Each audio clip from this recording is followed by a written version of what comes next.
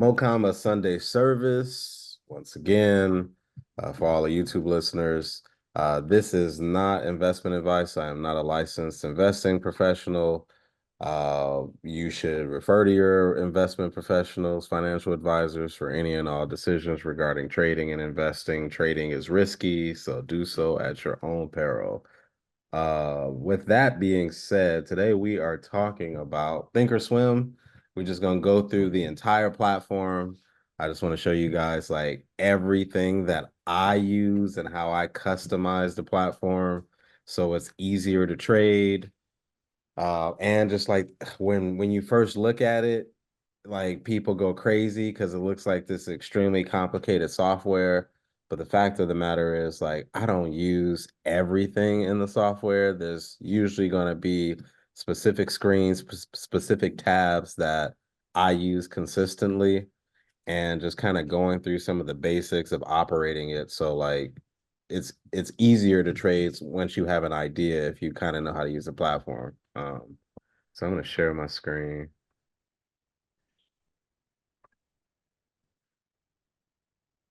Got another slide presentation for y'all. All right. How to set up and understand ThinkOrSwim. There are like 4 important tabs. If I could say they were the most important, they're these, right? So the charts tab is where you're going to start, or where most people are going to start. The trade tab, the monitor tab, and the market watch tab. And they're kind of doing separate things, right? So we're going to start with the charts because I feel like that's where all the action is. I'm going to get out of here real quick. Stop sharing that. Let me go to ThinkOrSwim. Can you guys see my screen? Yes, sir.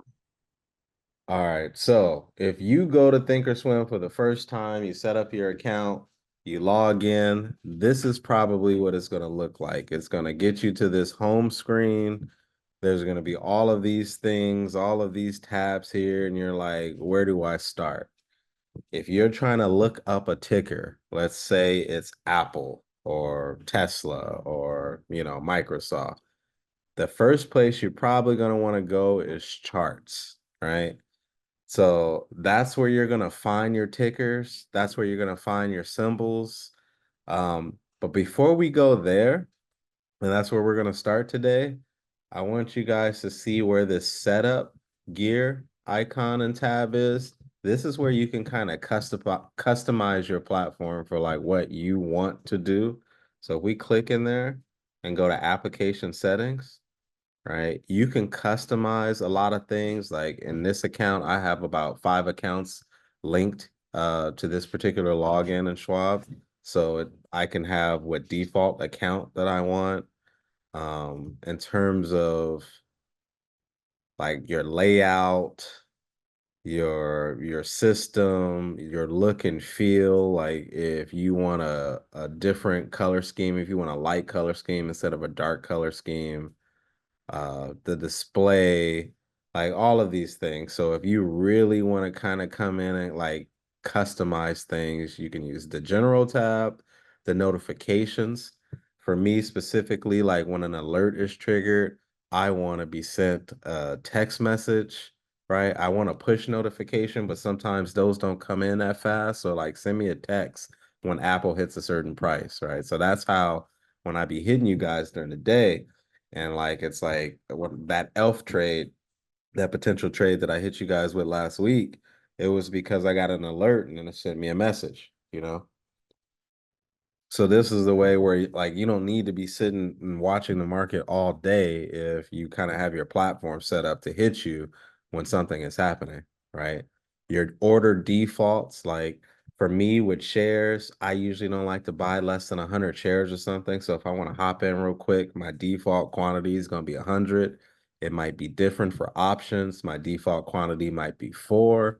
Because that's typically I'm usually like trading 4 to 6 options, maybe even up to 8, 4 to 8 options on my day trading. So that's kind of what I want to default it to. So that way, this is one less thing that I might need to plug in if I'm trying to trade really quickly, right? And then you can just click here to apply the settings. I'm gonna cancel because my settings are kind of already dialed in to the way that I want them. But so that's like the first thing I would do is go to that setup. If you have any trading preferences, YouTube might not, but if you have any trading preferences, you should just kind of put those in there in the setup process so that like your defaults are going to be exactly what you want them to be. Right. And if we're just looking at this tab to the left, if you click this arrow in, it'll eliminate it. And if you want to pull it back out, this is kind of like a little gadget window where it'll show you like how much money you have in your account, some live news, the Schwab's Trader TV, like any watch list that you might have, as well as a quick chart. And if you want to change these gadgets here, like typically, I usually only have my account info up, and I will usually change this gadget to my watch list. This is typically what I'm looking for. I want to see a bunch of watch lists that I already have programmed in, specifically like the futures, the index futures. Then I'm gonna have like depending on what I'm watching that day, like if I want to watch the semiconductors, if I'm trading semis that week or that day. I may also, banks, and you can just click this menu button to switch the gadget to whatever you want out of here. Even if you need a little quick calculator, if you want to keep a calculator inside of your platform so that if you want to crunch numbers really quickly, but essentially, it's just kind of like this little mini gadget section. But it's a good way, like if you're watching a stock or multiple stocks at the same time, you can kind of keep an eye on like the general market.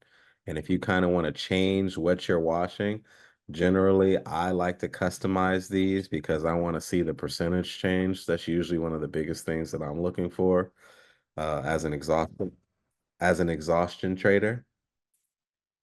So just looking at, hey, what's up the most, what's down the most. So I'm usually going to put that into all of these gadgets too, in addition to like the prices.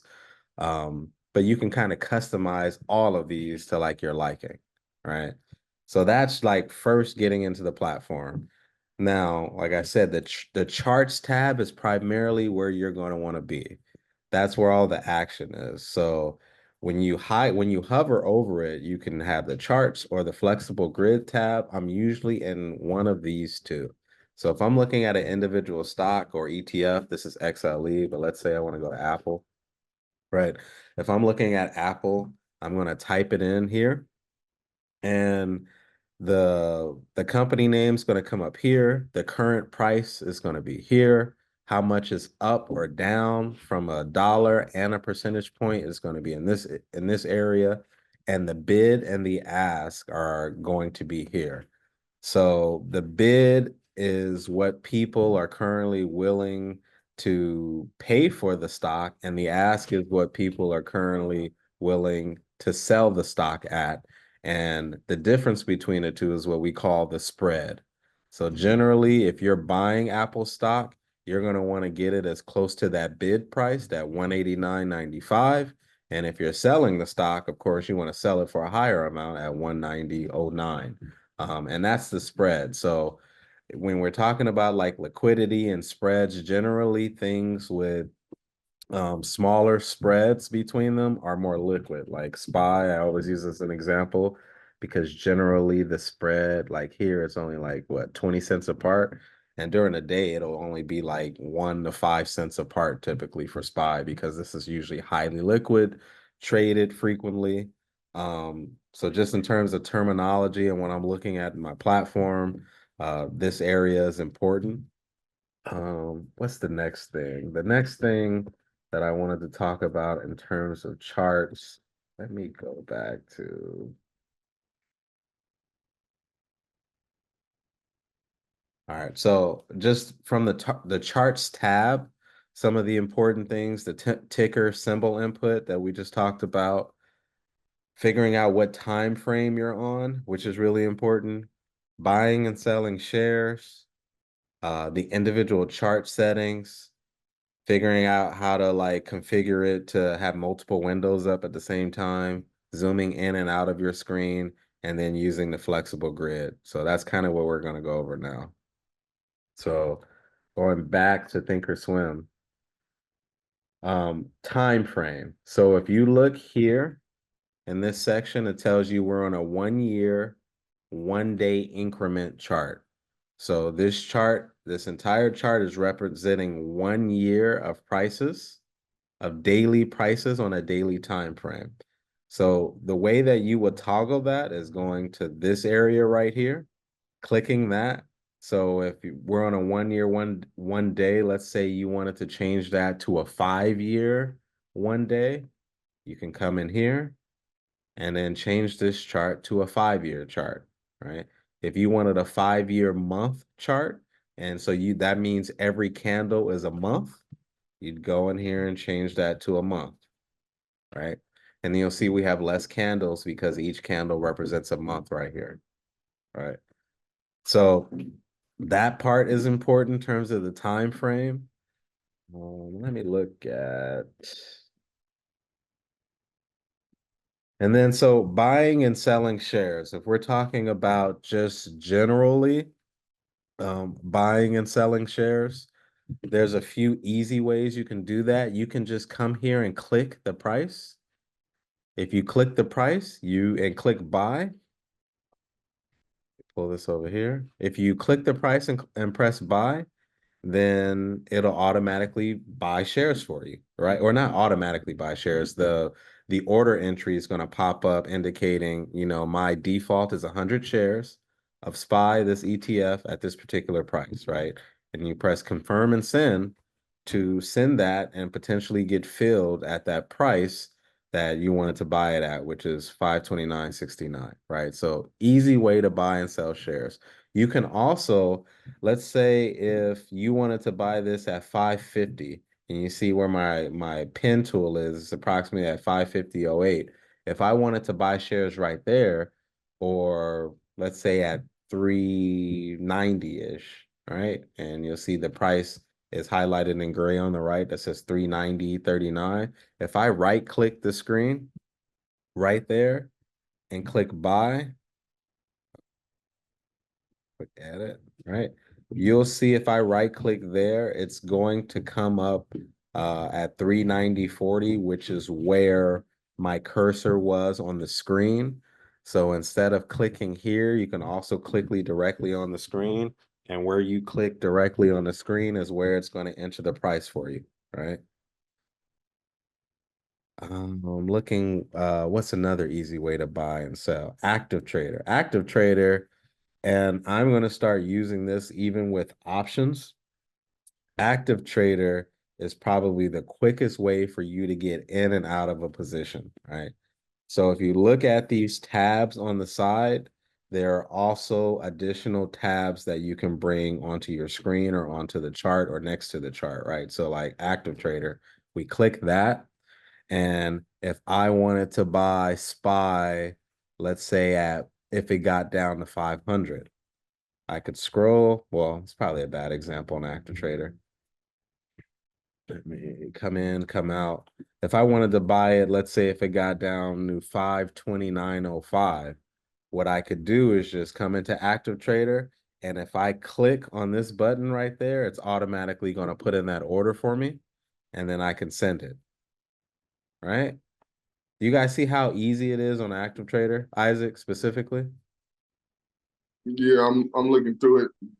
All right, so on a computer, and then if you even click auto send, once you click this, it'll automatically send the order out. So if we're at, let me do something that's safer. We're at 529.44.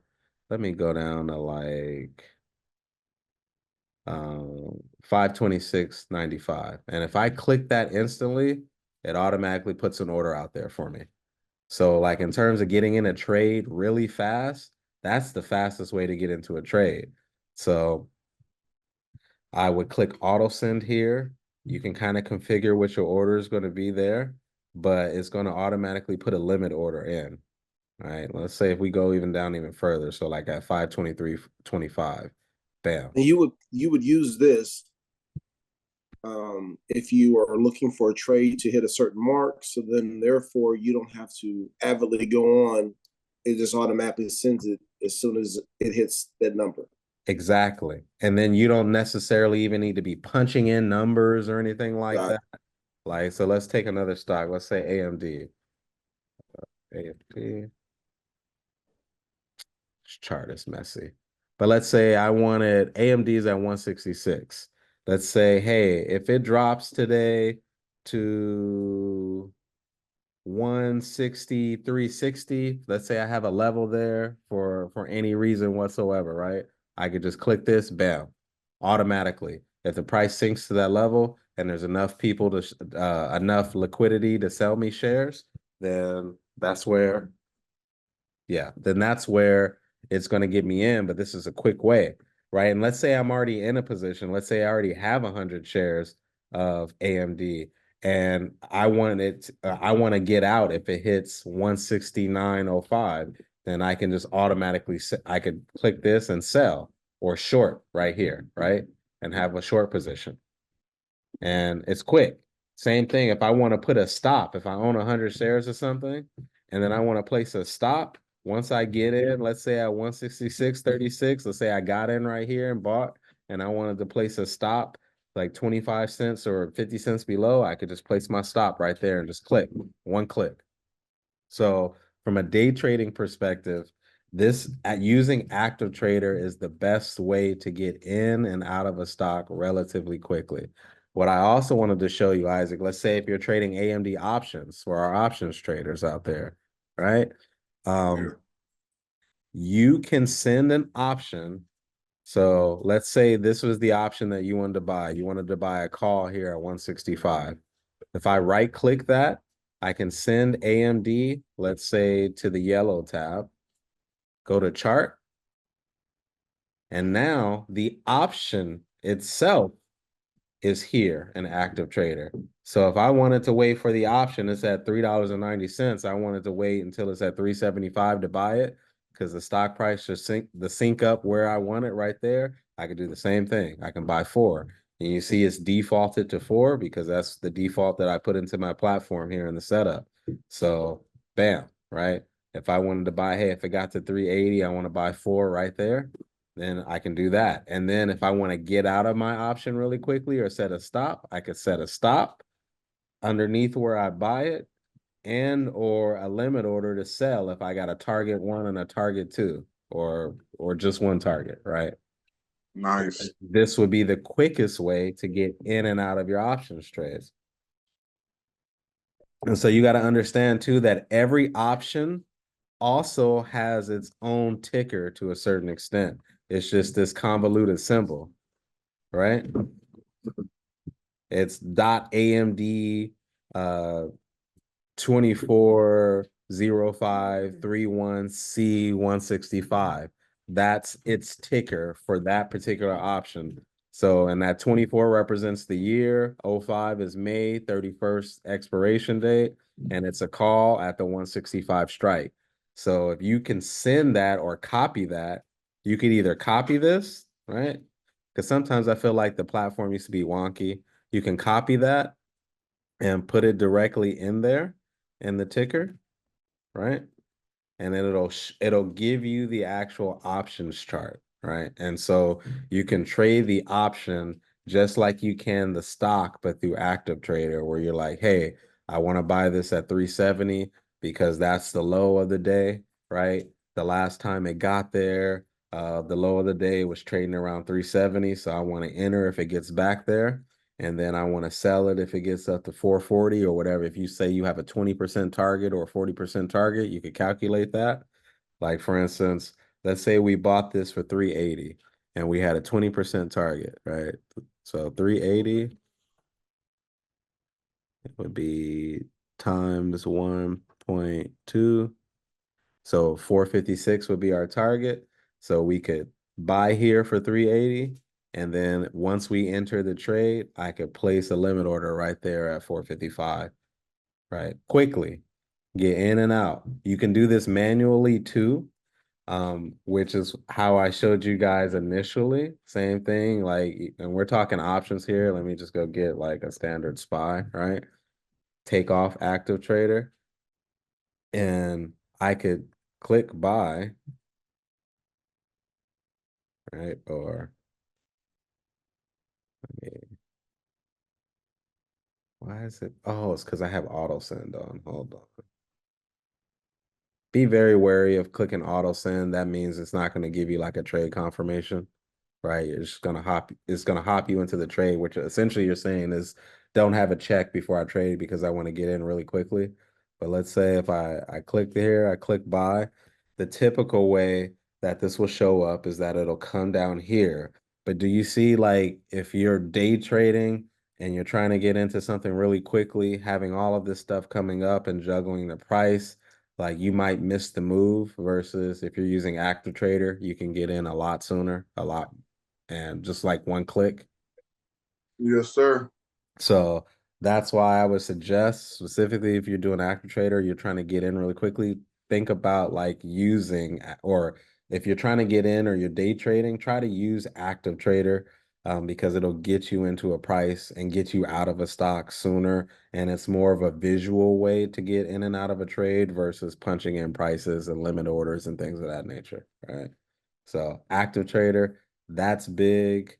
Let me go back to my slide. Next thing, chart settings. Okay, so in terms of your chart, if you're here, right, and you're on SPY or some other stock, you can come in here and then go into the drawings, and you can have a default. You can create a new drawing set. So like if you're doing different charting with different stocks, like you can create and save different sets of charts. Like if you wanted to mark up your month chart different than your weekly chart and your day chart, right? So all of the settings are usually going to be in these windows right here, where you have these menu looking things, right? And then you can come in here and change a lot of things, right? In terms of like whether or not you want this to be a different gadget, if you don't want it to be the chart, you want it to be the active trader just by itself, right? You can come in and change your chart settings. Additionally, see, for multiple windows, um, there are certain times when you might want to be looking at two things at the same time. So specifically, if let's say Isaac is trading SPY options, but he has a trigger based upon the stock price, right? You might want to have the stock itself and the option in view at the same time. So in this case, if you click this window icon, you can get multiple windows on your screen at the same time. Right. So let's say I wanted to trade SPY. And it's just a day chart. Let me do a day chart. All right. Let's say I wanted to trade SPY and I wanted to trade SPY options, right? And I wanted to see both of them at the same time. I could send the option to the yellow tab. And if I change the tab to yellow, right? So now I can watch SPY itself and I can watch the option price at the same time. All right. Or let's say I wanted to trade, or I'm watching the cues, like the futures, to trade QQQ, and I wanted to watch them both at the same time. So then I could have the index up here, right? The index is here, and then the ETF or the other instrument is here, right? And so if I wanted to watch them both at the same time, that's why I would have multiple screens. I might even want three screens at the same time. It just depends on whatever you're doing. You might want to watch two or three things. And as you can see, if you're on like a smaller laptop, this is why you see people with these massive screens or 3 and 4 screens, or some people have up to 10 screens. It's because they're watching different things at the same time. Like in order to trade this, I might be trading this off of this, so I need to have them both up at the same time, right? So that's multiple windows. And then what you can do if you have multiple windows that you like I'll show you like what my day trading setup looks like. I'm in this trade right now on Freeport McMoran, but I have the option price up right here, and I have the 5 minute window up right here. If I wanted to trade based upon the day chart, this is kind of what I have up right here, right on the day chart, and the option price right here, the one that I'm in. And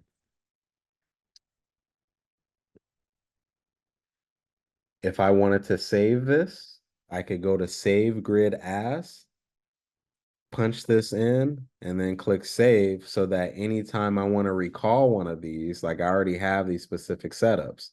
Like the ones that the setup that I'm looking at in the morning looks kind of like this.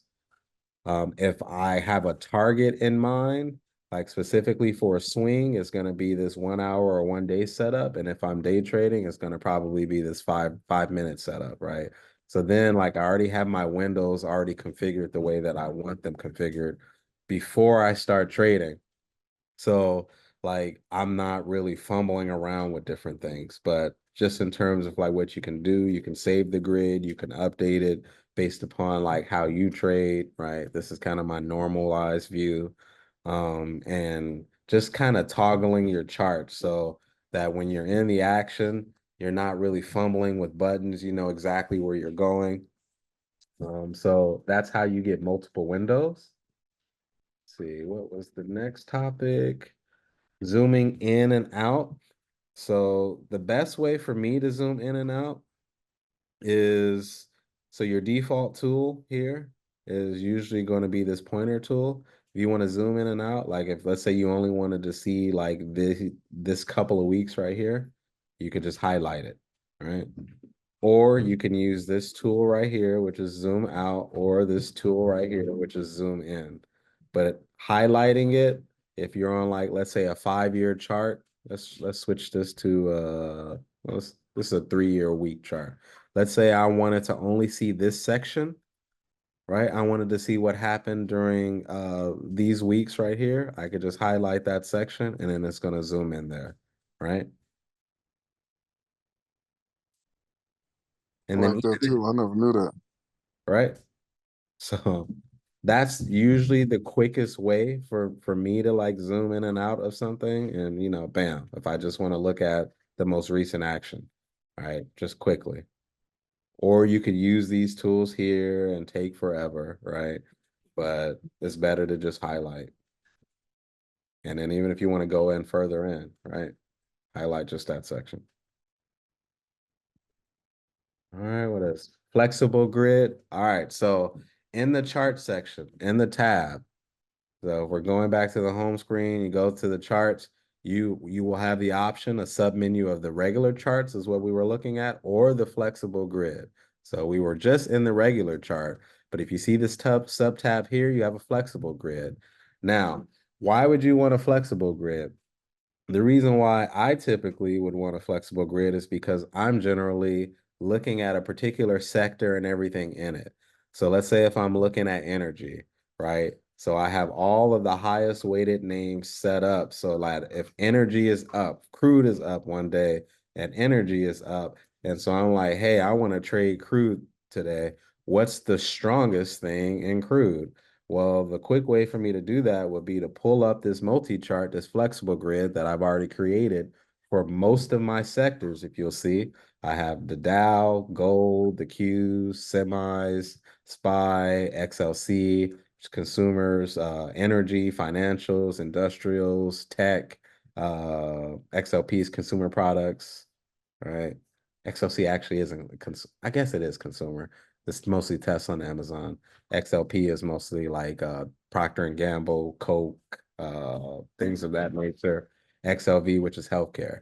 And so if I want to look at a sector holistically, like if I just want to look at energy and see how it's doing, I can just go pull up the whole sector at once, right?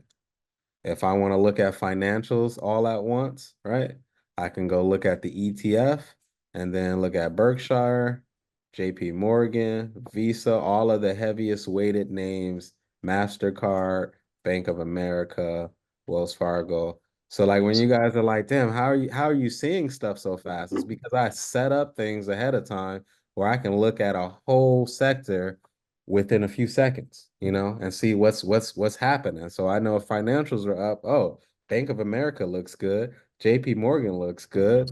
Those are the strongest thing. American Express looks good. So those are the three names that I want to trade, right? And then I could just see it all at once. So this flexible grid is great because you can adjust like what this looks like. If you go into this tab here and click the customize grid section, you can add as many grids as you want to the left, to the bottom, right? And you can customize it however you want to customize it. So that's the flexible grid section. Just remember to take off this customized grid check if you want those boxes to get out of there, because that was a thing that I had to go on Reddit to figure out how to get those out of there. But yeah, that's how you kind of look at a whole sector at one time, or even your indexes. Let's say you want to, I kind of use my watch list to look at all of the indexes at once to see what they're doing. But if I wanted to throw all of the indexes up to see, hey, what's the strongest today? Like, is NASDAQ the strongest? Is the Dow the strongest? Is the S&P 500 the strongest today? To figure out where I want to go trade, or even from a swing standpoint, if I'm waiting for a pullback, then conversely, I'm going to be looking at, hey, what's the weakest today? What's been strong over the last few months, but is really weak today or this week that could be coming on a pullback, where I could get something, a good stock or a good ETF at a discount. All right.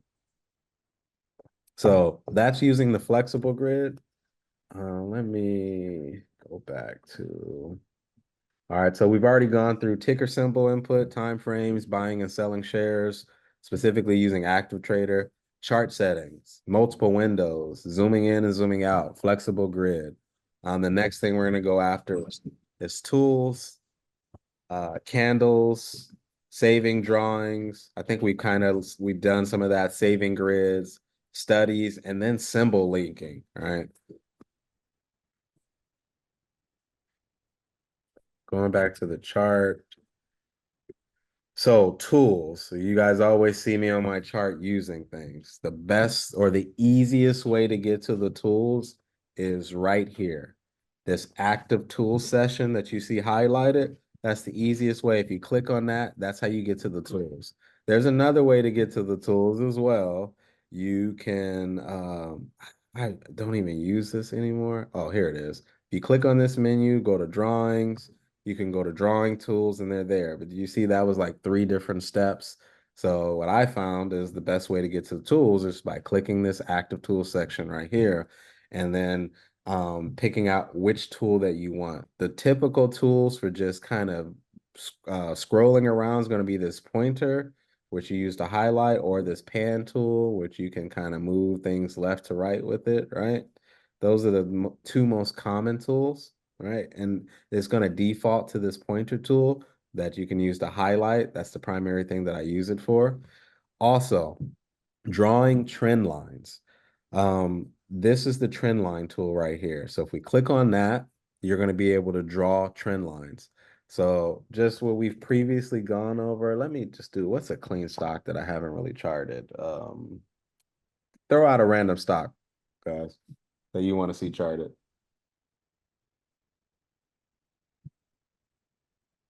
I'm thinking. You said Home Depot the other day. Let's look at Home Depot. Yeah. All right. So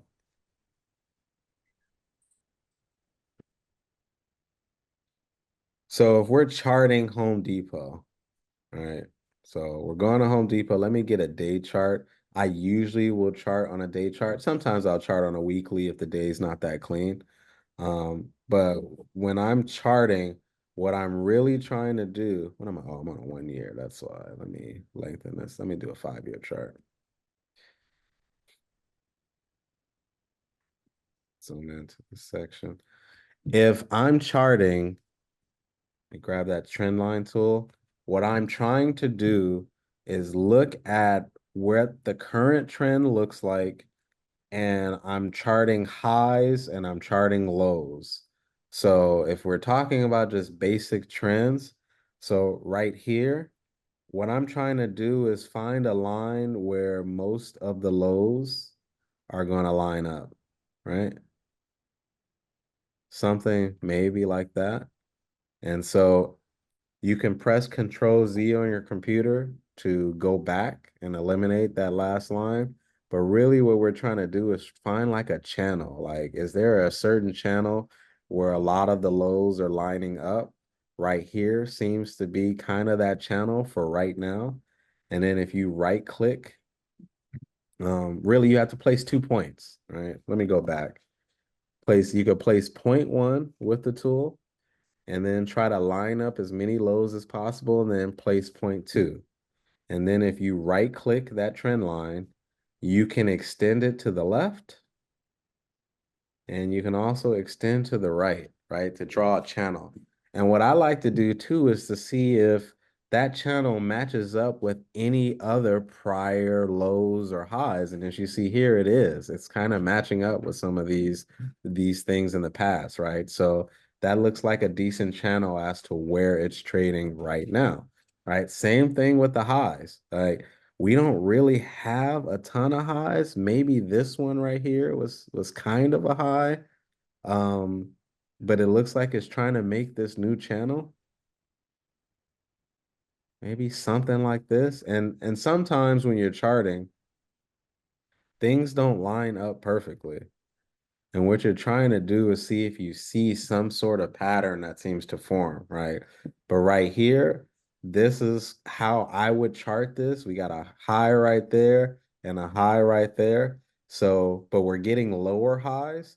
So what it's telling me about this stock right now is that Home Depot is kind of heading downward. And remember, Isaac, we were saying, I said I didn't like this because it didn't seem to be holding up at the 200 day.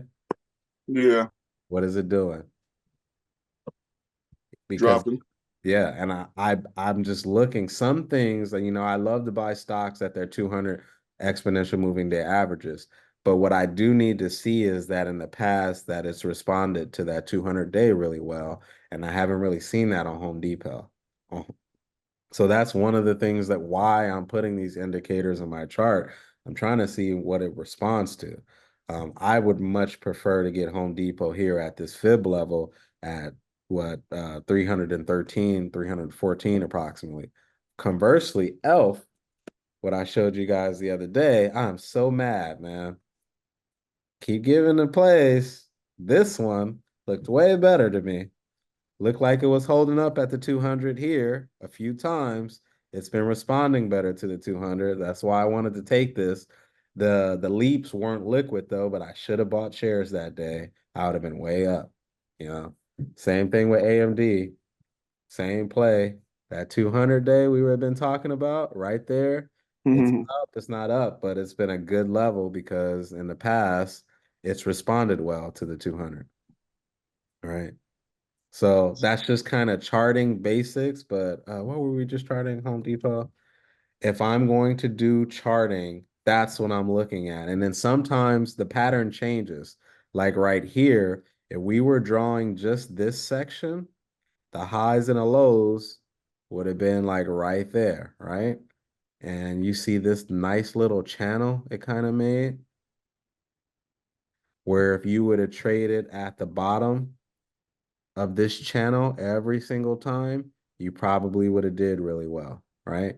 And then sold off towards the top of this channel, you probably would have did really well. So that's what you're doing when you're charting and you're using trend lines.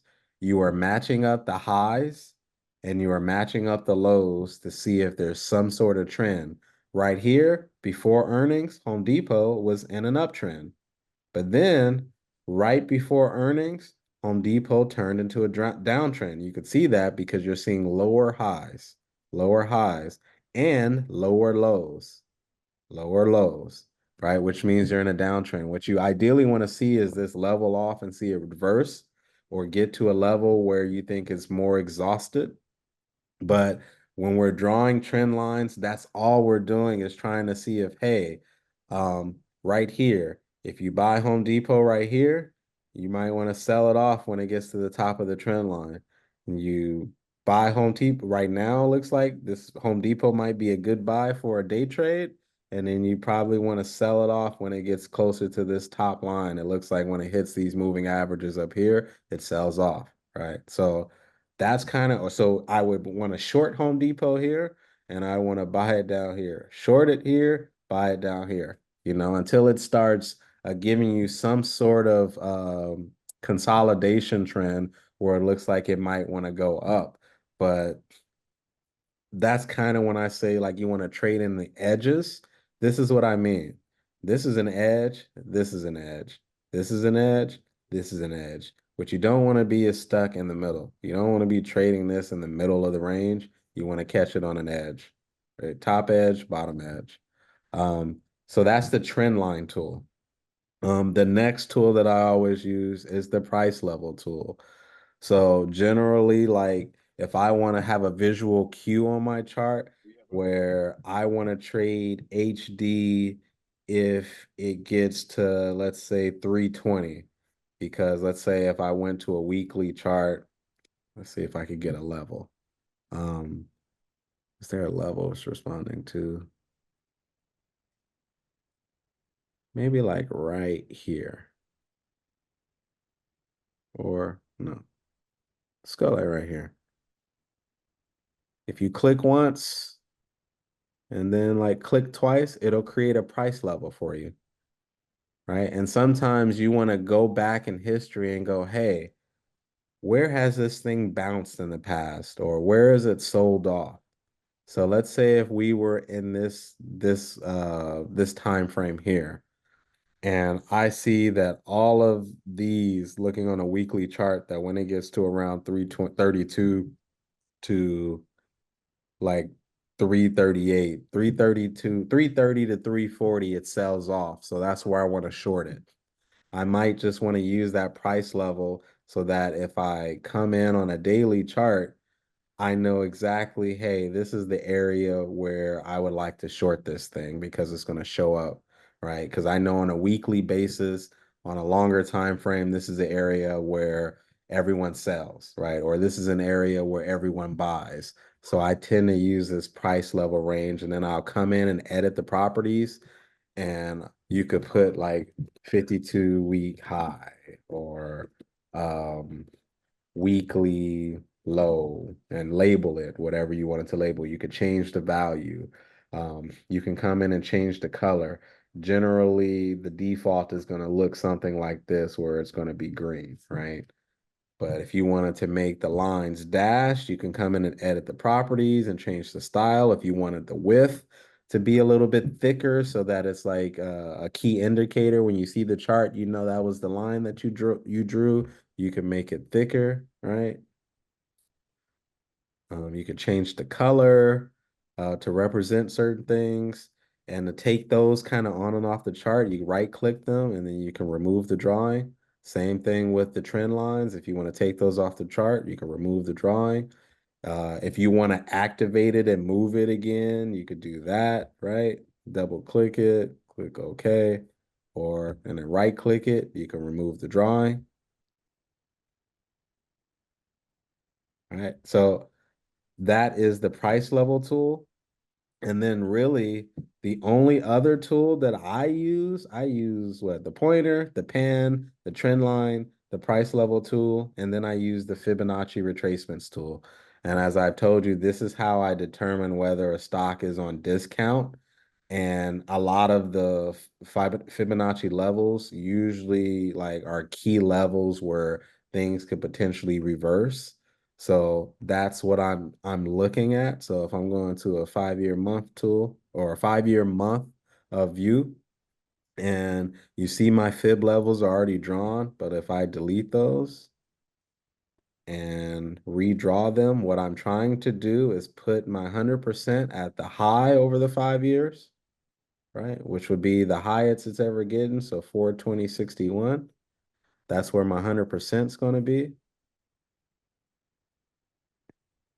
And in fact, let me redo this. I'll put it right there. 420.61. And then the low is at 140.63. And let's say if you can't get it right there, you can just right click that, edit the properties, and the endpoint is going to be 140.63. You can change the color of the lines, the style of the lines, the width, the same thing that we were talking about, right? Click OK, right? And then this is how I'm going to be able to tell whether something's at a discount, right? So for me, like I said, I like Home Depot better at this 313 range, or I really like it at 20, like 280, right? Because just looking at where things are lining up, even maybe above 280, it looks like it's bouncing off of this 50-month moving average really nicely. So if, yeah, at 300, if Home Depot gets to 300, I think it's a really good buy. Right. But this is what and then it's also going to be close to 50% off. So if you think of the all-time high as like when the Jordans are on StockX for $350, right? And this is where you might buy some Jordans if you found them at a retail outlet and they discounted them and they're only like 140 bucks, right? So you're gonna buy more when it's down here. But I would just rather get this at a more discounted price or at a level that it seems to respond to. It seems like it's going to respond more to that 313, and potentially that 300 price level, where if Home Depot gets down to 300, that's also looks like a good entry for me. But that's how I'm using fib levels. And if you change the chart and change it to a day chart and we go back to the day chart, this is what it's going to look like, right? Um, all right, what else? Tools, candles. If you look here where it says style, you can change what the candles look like. I usually use the standard candles, but there are different types of ways that, people use different things. This is the standard chart. Um, and if you're looking at like the high, low, open and close of a candle, if you see this area right here where it'll say open, they'll say the date, open, high, low, close, right? And then it's really based upon where the cursor is. So if my cursor is here on this candle, the open, high, low, close of the candle is going to be the candle that I'm pointed on. Same thing here. If I wanted to know what the open was, I know it because this is a red candle. The open is going to be right here, not at the wick, but right here. This is going to be the high of the day. And then the bottom is going to be the close. And it looks like the close and the low are the same thing. But that will also be reflected in this area when you are highlighting a particular candle. Right. We talked about saving drawings. So if I just charted all of these things and I wanted to save this particular chart, I can just go in here and save well, this is the grid. I can save the grid like that, and or go specifically in here and create a new drawing set and call this like Home Depot trend lines or something like that, and save the drawing set. So then when I want to pull up the drawing, so if I say HD trend lines, if I wanted to come in here and default, that would be the default. And then if I wanted to switch to the new trend line, I can recall the trend line one, right? So, bam. Saving your studies. This is also really important. You can go to studies by either clicking this beaker looking symbol here, or coming into this tab and going to add study. I would tell you don't do this way because menus are just terrible for speed. It would be better for you to click edit studies here or click this beaker tab here and then come into this area and search for your studies, right? So the standard studies that most people are going to do is they're going to have moving averages. I use exponential moving averages because they weight more recent price rather than like the last year. Weighting everything equally, it'll more heavily weight more recent price. So I usually use exponential moving averages. But to find those, like you can just type them in and search. and then double click them to put them on your chart. To change the settings of a particular study, you go into the gear icon, and this would be a 9-period moving average. But if you wanted that to be a 21 period, a 50 period, a 100 period, a 200 period, that's all you would have to do. You can change the color of it by using this. You can change the style, like mine are regular lines, but you can use dash lines, periods, right? Depending on whatever style that you particularly want, right? And if you want to take it off and not show it, but keep it on the chart or show it, you can click that button. And if you want to delete it, click the X, right? And then click OK. But that's how you're going to add a study. And that's any study. And you see how many studies there are. Same thing if you're downloading indicators, like I got a daily price mover range indicators that I purchased. If I wanted to throw these onto my chart, that's where I would do it. What are we on? We're on a day chart. Quick So, question. yeah, Can you show how you do the 200 line? I want to see that. got it. So if we're on studies, my exponential moving average, I'm just going to type EXP, moving average exponential, right? I'm going to click that there. Let me just clear my chart. Let me remove everything. All right. Bam, EXP. I will go in here and I'm just going to put in 200. And then I usually make my 200 yellow. And that's why I would say even having like defaults for what you tend to do so that you know when there's a yellow line on your chart that that's the 200. For me, that's what I use. I always use a yellow line. And bam, there's a 200 moving average. This is a 200-day moving average because we're on a day chart. If we were on, and this is something that I had trouble with when I was first getting started, if we are on a week chart, this is a 200-week moving average. So your moving average is based upon the interval of the chart that you're on. So the 200-week moving average right now is at 303.55, but I'm certain the 200-day moving average is a different price. The 200-day is at 338.73. So be very careful when you're talking about moving averages. When you're in your studies, this is based upon the period of the chart.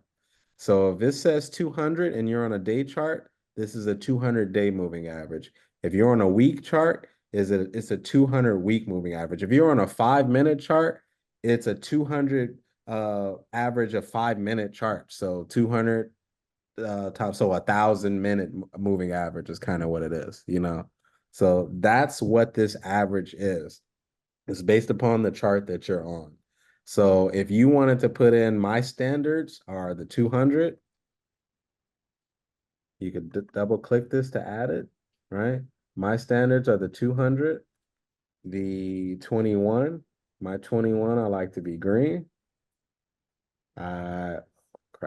A 50. My 50, I always keep blue. And then I do a 34 now.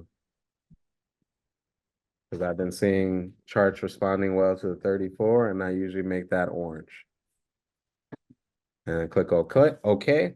And so that's where all my moving averages. This is like, if I'm looking at a stock for the first time, the first thing I'm going to do is set up these fib levels on a 5-year chart.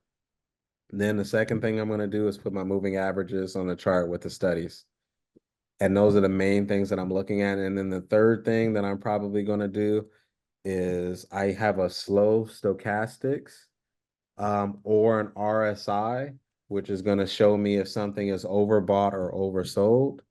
Those are the things that I'm typically going to have on my chart from like the beginning. Either this is RSI and the stochastics are kind of measuring the same thing. It's really saying, hey, is this oversold, overbought? Is this exhausted on the sell side or exhausted on the buy side?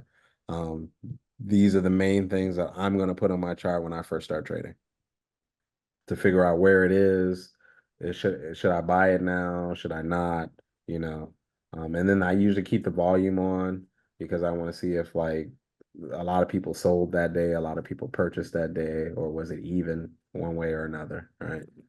And then last thing in terms of charting, I know DeAndre's gonna have to go soon, is linking symbols, right? So let me go to my, right. So here I have three charts. I have a 5-minute chart, I have an hour chart, and I have a day chart, right? So if I want to look at different time frames on a particular symbol at one time, what I could do is link them to a particular color so that every time I change it, everything changes, right? And let's say if, what did I have on yellow? If I wanted to have apple on yellow, I can just change this to yellow and everything's going to change, right? So now anytime I change this, like go to HD, I want to see HD on a 5-minute, an hour, and a day. As long as it's on the yellow tab, everything's going to show up, right? And then same thing, you can interconnect them. Like my red tab is red and one's yellow, right? So I want to look at SPY, but I want to look at this at the same time. It just depends on your tabs, right? I want to go back to red so that they all see red. Bam. So you're linking symbols. So let's say you had 9 names that you traded all the time. You could just color code each one so that when you switch colors, it's going to pull up the name that you want. And you don't have to switch all of these screens all at once. You could just change the color code and combination, right? To link everything. Okay, so that is charting, the charts tab. Um, Going back to power, the trade tab. That's what we're going to talk about next. Just looking at your option chain, setting up how that looks, your layout, and then like just kind of showing you like strike prices and what that means. All right, so going back to ThinkOrSwim. So the trade tab is this tab right here, right? And then you want to make sure you're on all products. You're not on Forex, you're not on futures, you're not on active trader, you're not on pairs trader. Right? Make sure you're on all products because that's where the option chain is going to be, right? Primarily, this is the place you're going to want to be is trading options. That's the only reason that I come to the trade tab. I don't come to the trade tab to trade shares. If I'm going to trade shares, I'm going to do it directly from the cart from the chart by clicking buy or buy custom or by clicking the bid and the ask or the price. That's how I'm going to trade shares or go into the active trader tab that I showed you earlier. If I'm trading options, I'm going to go into the trade tabs. I'm going to be in the option chain. Now, how would you set up? Generally, when you get here, your option chain looks like this. Like it's only going to have 4 strikes, which means you're not seeing the entire option chain. So the first thing that I tend to do in terms of my layout is I'm going to change the strikes either to all or at least I'm going to have like 40 of them there, right? So I get to see the entire option chain for that particular day or week or whatever you're doing, right? And if you do all, there's going to be even more, right? But generally, most people aren't trading things this deep into the money. So usually having 20 to 40 on your chart is going to give you enough range for something that you might actually be trading. So that's the option train. The layout. What I'm going to do primarily is use this volume open interest layout because open interest is the main thing that you're looking at to see if there's liquidity in a particular strike price. I'm looking for something that has at least 500, but ideally over 1,000 open interest, meaning that's how many people are willing to buy and sell this particular option price at this particular strike. So I'm looking for something over 1,000. This one has 3,400, right? So you have the ask, the bid, the open interest, and the volume. But there are other things that I'm going to do to customize my chart. I'm going to click down on this layout and go to customize. I also like to have the last price. I like to have the delta, and I also like to have theta on my option chain. And then depending on what you want to see, like I know open interest is the most important for me. The last is decently important for me because it tells me what was the last trade price for that particular option between the bid and the ask usually. And then delta is relatively important too. Right. And then as you see, now it updated. In fact, I want this switch though. So if you want to customize it, let me put that closer to the bid in the ask.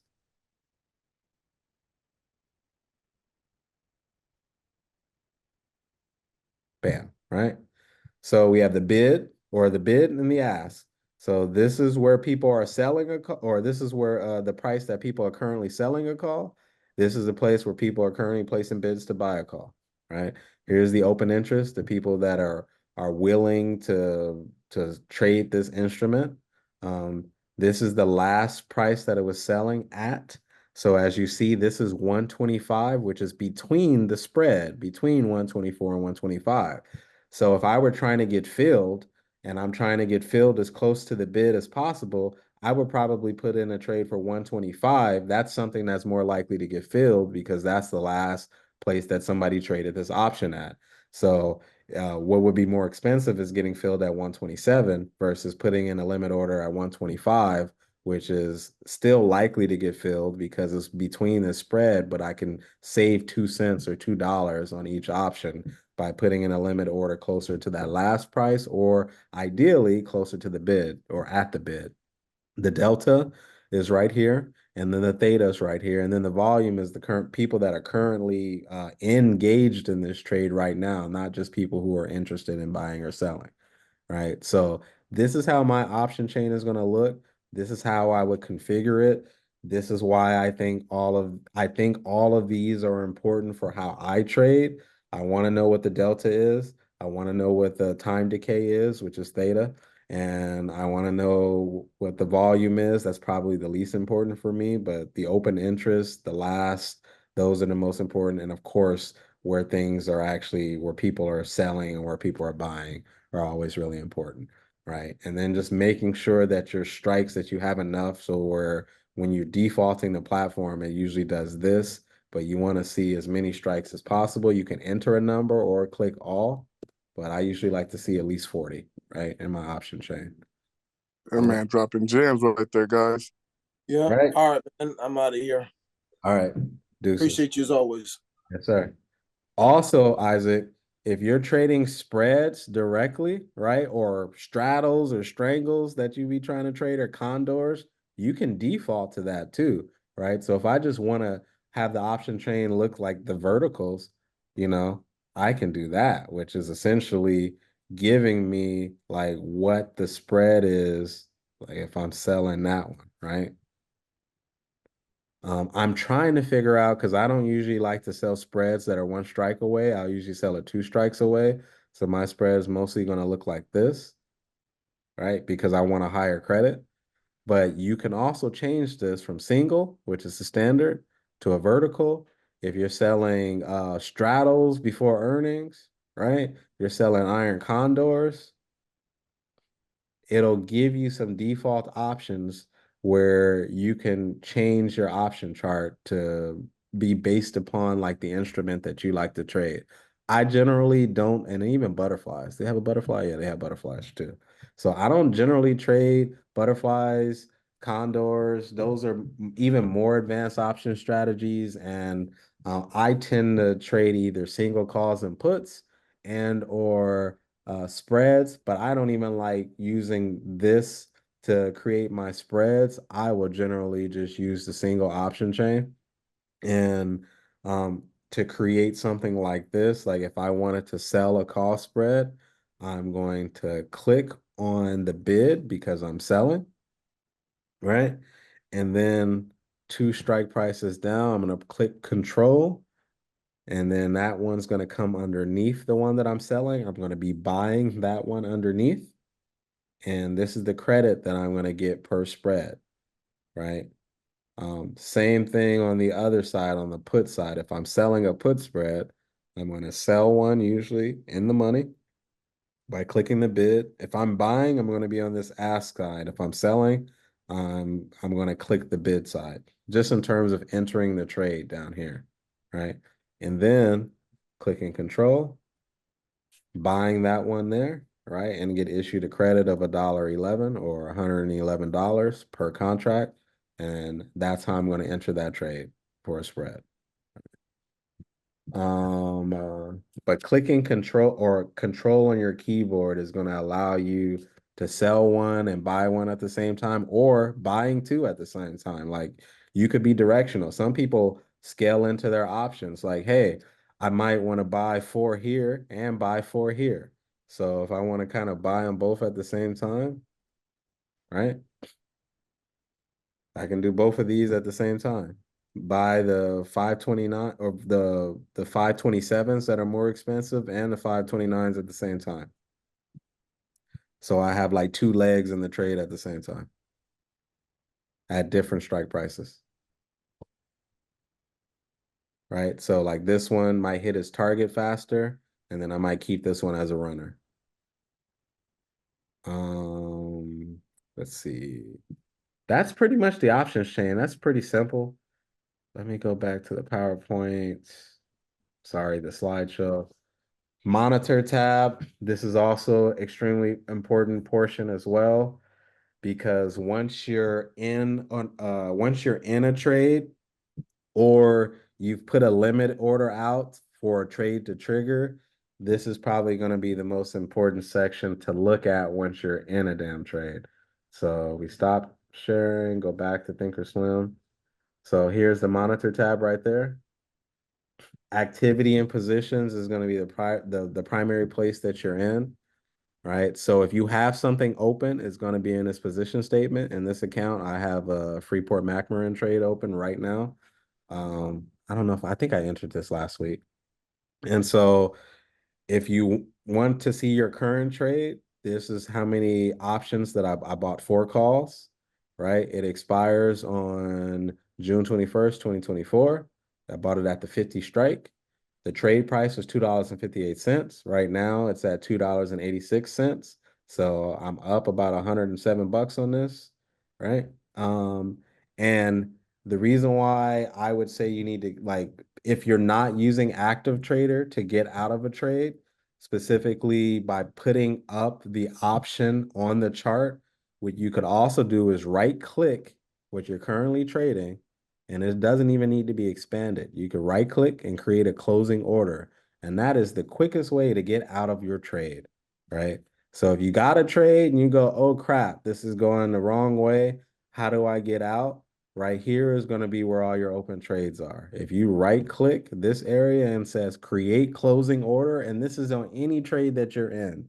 If you're in a trade and can't figure out how to get out of a trade, if you right click the trade that you're currently in and click create closing order, it's going to create the opposite side of the trade that you're currently in to get you out, right?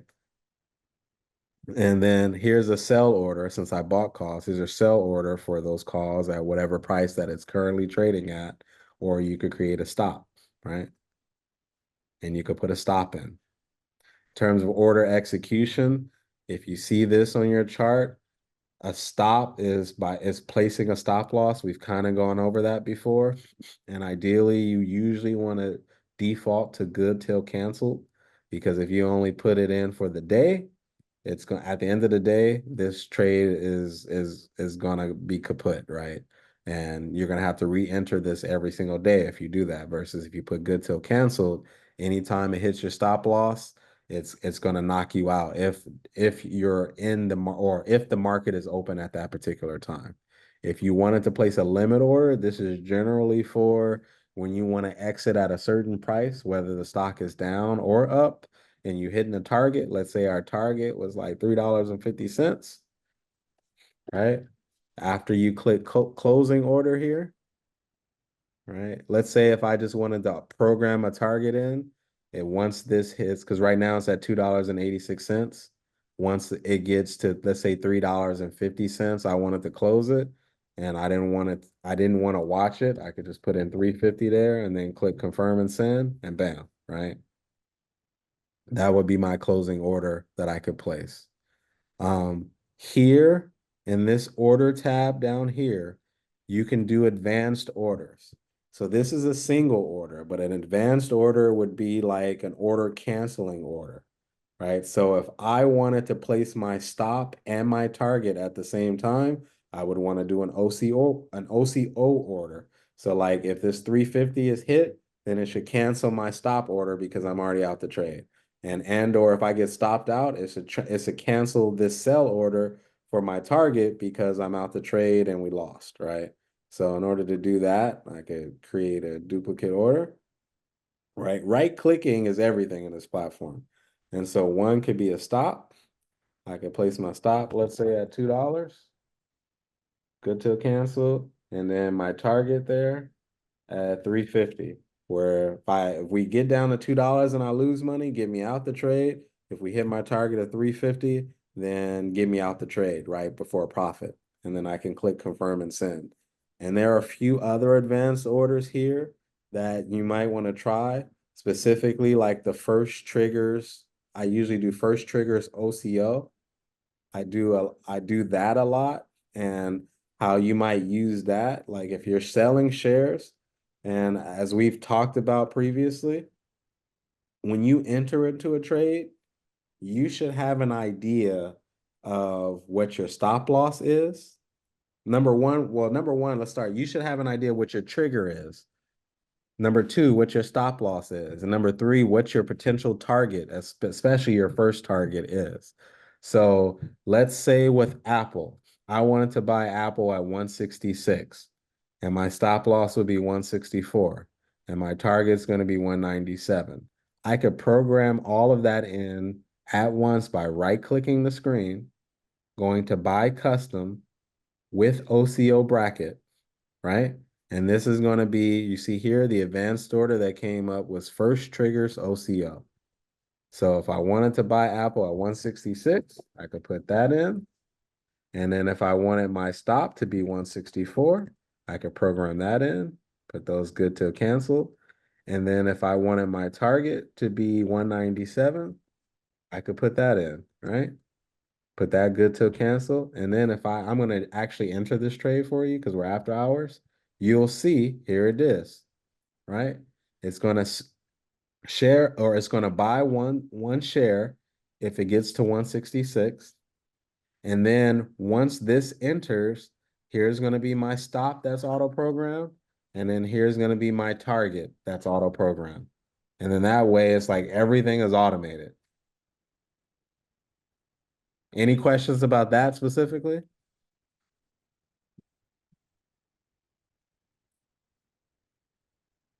Peoples, y'all still there? Sorry, yeah, I'm still there. My bad. I was Right? on mute. Does that make sense Yeah, though? I'm still with you. Yeah. So like a lot of this, as much as you can automate as you can, but right clicking is like where everything is on the screen. And if you want to buy custom, if you want to sell custom, but like you can customize almost everything. And then once these are on your chart, if you want to cancel it, all you got to do is click the X and it cancels everything. Right. And so going back to the monitor tab, as we see, the other important places in this tab would be the working orders and the filled orders and the canceled orders. So you see that order I just canceled, it'll pop up there, right? And then it'll even show you like what the order looked like. This was the trigger, and you see it has the key there, and then it has an order canceling order. So if this one gets filled after this one triggers, then it'll cancel this one. And if this one gets filled or we sell off before this one triggers, then it'll cancel this one, right? And it'll show you how these orders are connected there too. And then if I go back to my chart, I want to show you what it'll look like if it's working, but it hasn't triggered yet. So we do the same thing. 166, 197 target with a 164 stop. Good to cancel, and confirm send, right? And we're after hours, so and we're nowhere near the price trigger at 166, so there's probably no way this is going to trigger anytime soon. If we go to the monitor tab, you'll see now it's a working order, and it'll tell you this is what you currently have working, but it hasn't triggered yet. If it triggers, it'll go in the filled order tab, right? So if you got something out there that hasn't triggered yet, it's going to be in working orders. If you got something out there that has triggered, it'll be in filled order. So then if this triggers, you're going to see this order come into the filled order. And then the only thing remaining is going to be these two OCO orders that are locked. That's essentially what would happen if this one triggers. But and then I like sometimes canceled orders because you can quickly duplicate them. So let's say the market kept falling. So I didn't want to buy a price at where I originally thought. I want to see if it'll keep falling if I want to get it cheaper. I can easily come in here and right click and then create a duplicate order, right? To specifically pull that trade back up. And I'm wondering if I could do it with the whole OCO. No, actually, it's not letting me do it with the whole OCO, right? But anything in here, you can create a duplicate order. You can create an opposite order, right? If you wanted to short the exact same position at the same place, but right clicking is where everything is. Let's see, is there anything else in this tab? And then like the account statement where you can look at your P&Ls, your trade history and stuff like that. That's more of like a summary thing. But in terms of like trading, you're going to be in here when you have a position, monitoring your position, figuring out like how much are you up and down for the P&L open is how much are you up on the entire trade. P&L for the day is how much you're up and down for the entire day. Or P&L open is how much you're up and down for the entire position. P&L for the day is how much you're up and down for that particular day. All right. So, but this is where everything is going to be. And then even you see I have this pending order on Apple, even though it hasn't triggered yet, it's still going to be down here in this particular area where you can kind of monitor it to see if it's going to get close to that 166 price that you wanted in the mark to see if you're going to get close to getting filled. And then now if we go and cancel it again by clicking the X's on the chart,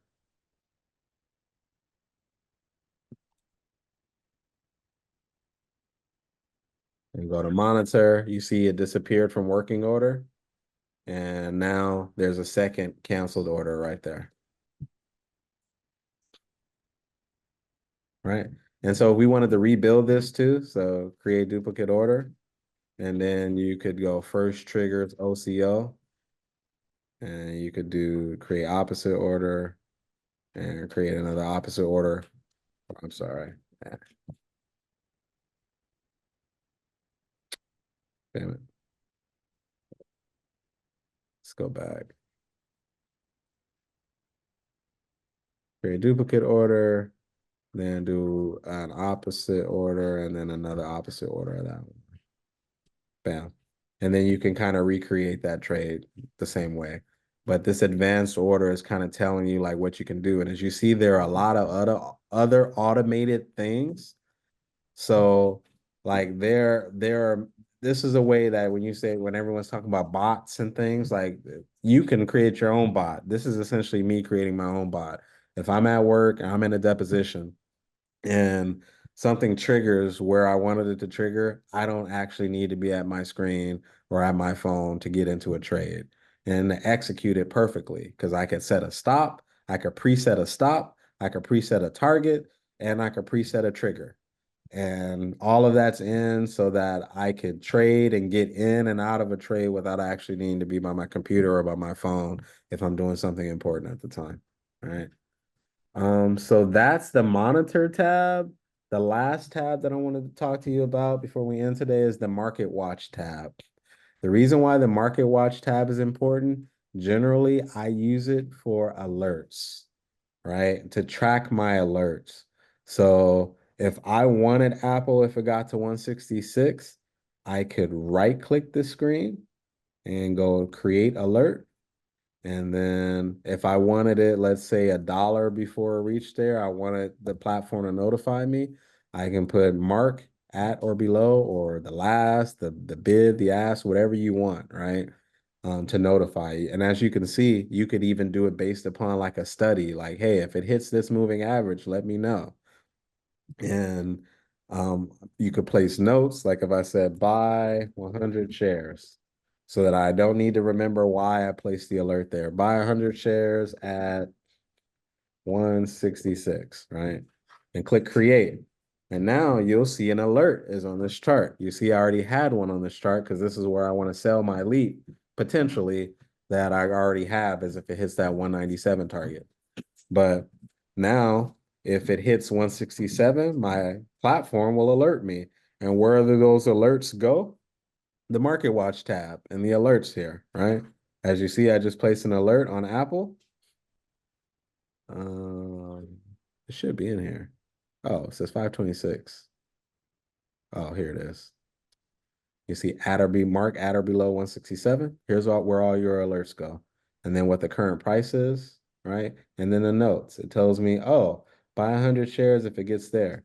As you see on my Freeport McMoran trade, I know that if the mark hits 52.45, and I always give myself a nickel cushion, if it hits 52.50, that's my target one for the swing that I'm currently in with those options that I have, right? And so it's like, hey, when this happens, send me a text message, send me a push notification, no matter what I'm doing, so I know I can sell some of my options. So that way you're letting your platform kind of work for you. If you have an idea, you don't need to look at it all day. You could just set an alert. And then when you're right before that price range that you want to take some sort of action, you can have your platform hit you. You could have it send you an email, you can have it hit you with the text. You could have it send a push notification, however best that you receive like alerts, right? The other thing in the Market Watch tab is also the calendar. If you punch in a particular stock, like it'll tell you like, hey, on the 22nd, Nvidia had earnings and I got earnings conference call. So like if you're trading something and you want to know, hey, are earnings coming up? You can go say, hey, is there something that's going to affect let's see, SPY or I wonder what's something that's the AMD report recently, SMCI. Who's having earnings? Let me go look at something that's having earnings sometime soon. Earnings. See, this week,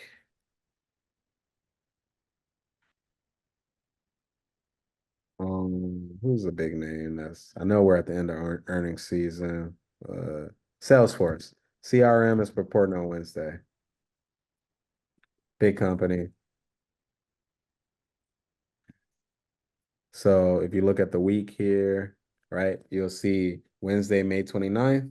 If you're trading, you're like, maybe I should hop into Salesforce, but you don't want to trade before earnings. You can come to this calendar tab, punch it in for whatever week you're looking at if you're trading next week, and you'll see, hey, they're alerting you. Salesforce have earnings and an earnings conference call at this particular time.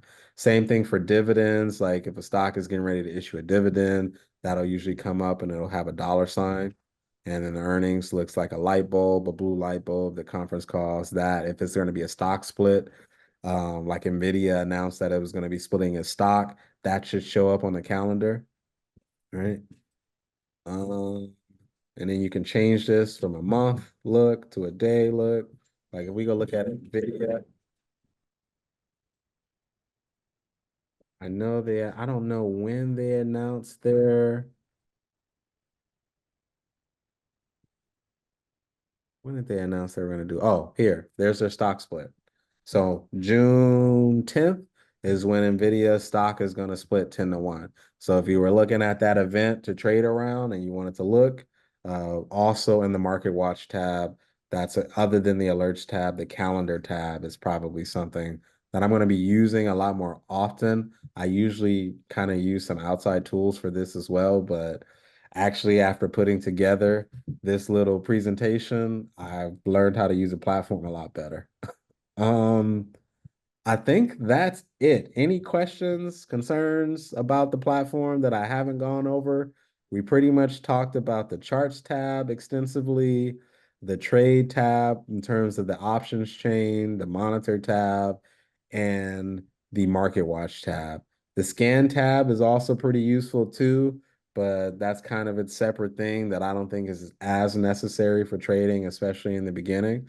But as you can see, there's a million different tools in here, but those are the tools that I use most frequently.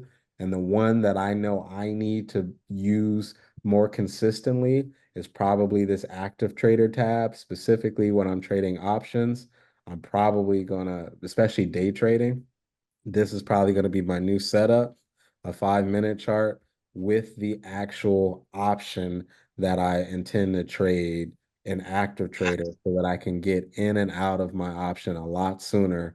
And because I could just click a button rather than like entering limit orders individually.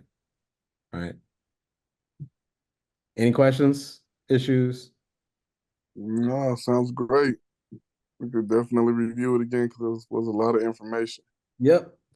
But that's all the stuff I actually use all of this stuff in the platform. And so like when I first got started on Thinkorswim, and I would encourage all of you to do as well, they have customer service. If you can call their support and book like a 45 minute to an hour consultation and have like an expert from the company go over the platform with you if there's something that you don't understand. When I first started trading, I thought I had executed a trade properly, and apparently I was clicking the wrong thing. So I asked him, I was like, "Hey, can you review this trade for me and tell me what I did wrong?" And he said, like, "Oh, you meant to do this, but you clicked this instead of this."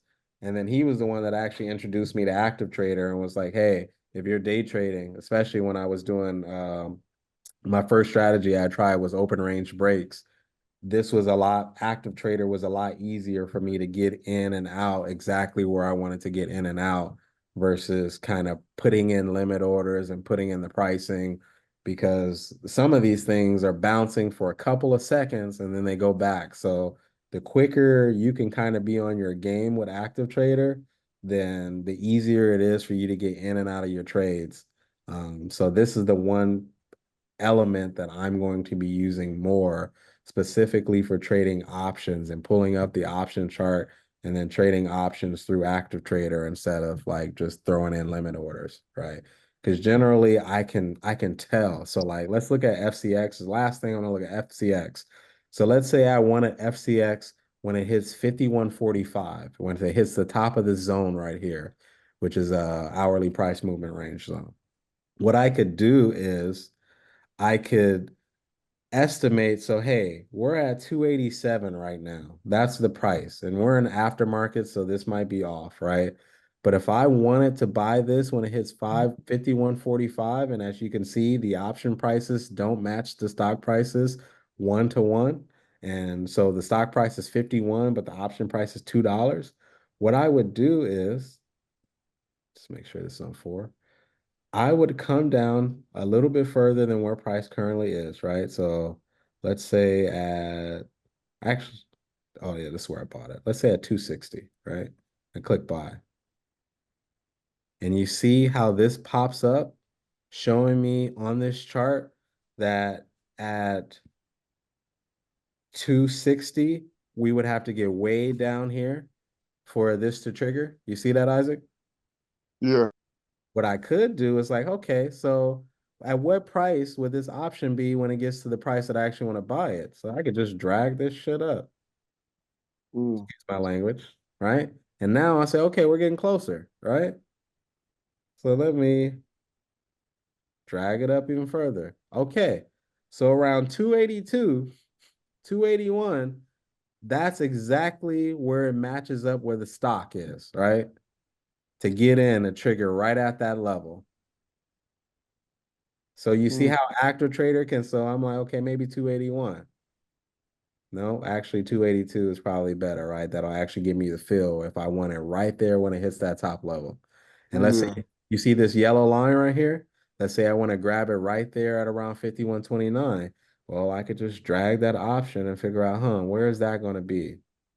And if I put in auto send, it'll do it even quicker. And I can go, okay. So around 273, 272. Maybe even 271. That's right where that yellow line is.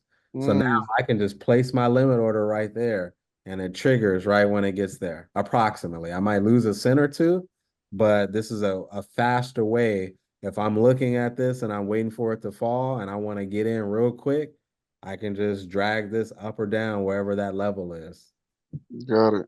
right? I like that. It's hard to do this on the phone though. Yeah, yeah. as a warning. On a laptop or a computer on the desktop, it's a lot simpler. And so if I'm doing these zones on the phone, like I'll usually try to do it on my laptop first or know exactly kind of where this price zone is. But this is giving me an approximation that, hey, right now we're at 287. But if it drops to 271, chances are the stock price is going to be around right there. And that's the level that I want to jump into the stock or I want to jump into the option. So I'm trading the options based upon the stock price. But how do I know where the option price and the stock price sync up? By putting the stock ticker up and then putting the active trader up on the actual option and then figuring out, hey, what price is this option going to be at when the stock price gets to a place where I think it's going to bounce? And if I think that place is 51.29, then I can kind of do some experimentation by moving this limit order up and down, right? Right there. And you see how easy that is. Yeah. You feel me? Mm-hmm. So this is why when you're like, damn, how are people getting into trade so quickly? It's because they're using the platform better than you, Yeah. right? Somebody can get into a trade in a few seconds by using Active Trader, especially if they have all of their presets and everything set up, right? Auto send is on. You already know your quantity so that when you come in, this doesn't say 10 or 100 or 1. You know you tend to trade 4 contracts or 6 contracts or however many they are. You could just have it default to that so that when I'm ready, right? I'm not thinking, I'm more so executing. Yeah. Right. Nice. All right. Same thing with shares. You could do the same exact thing with shares. So if this were SPY, let's pull this over. If I'm just trading shares of SPY, the reason I want to do this because I can't really see the price. And I want to get into SPY if it drops down to 52, right? 520. Actually, no, I don't actually want to execute this. It shouldn't do it because it's after hours. Let's say at 52, if I wanted to buy 100 shares there. It's automatically going to put a limit order. And let's say, hey, I want to move this up a little bit. It'll move it up. I want to move it down. In fact, I want to get in a little bit lower. It'll move it down. But it's a lot quicker than punching in different prices. That's the main thing I would just want to emphasize by using active trader. Like it's just a lot faster if something has happened and you want to get in before that move is over. Specifically like that elf move, that thing moved fast the other day. Um, right when I was hitting you guys and it hit my number, where was it? It was right there. I literally was texting you when it was at 151. It stayed there for 2 seconds. And then by the end of the day, it was at like 153. And I was like, damn, maybe it was gone. I should have bought it still there. But like 151, getting in and out of that trade when it was only there for a few seconds, you might not have had an opportunity to get it that low if you were too late on your execution. So just trying to get faster at execution. And that's why I like learning how to use the platform better is going to help you get in and out of trades really quickly. And if you get a better feel because you were quicker to the punch, then you're gonna make more money. All right, folks, that's it. Mokama Sunday service. Next time, next week, we will be here Sunday at 8 a.m. Please like, subscribe to the channel if you like the content, and I'll see you gentlemen next week.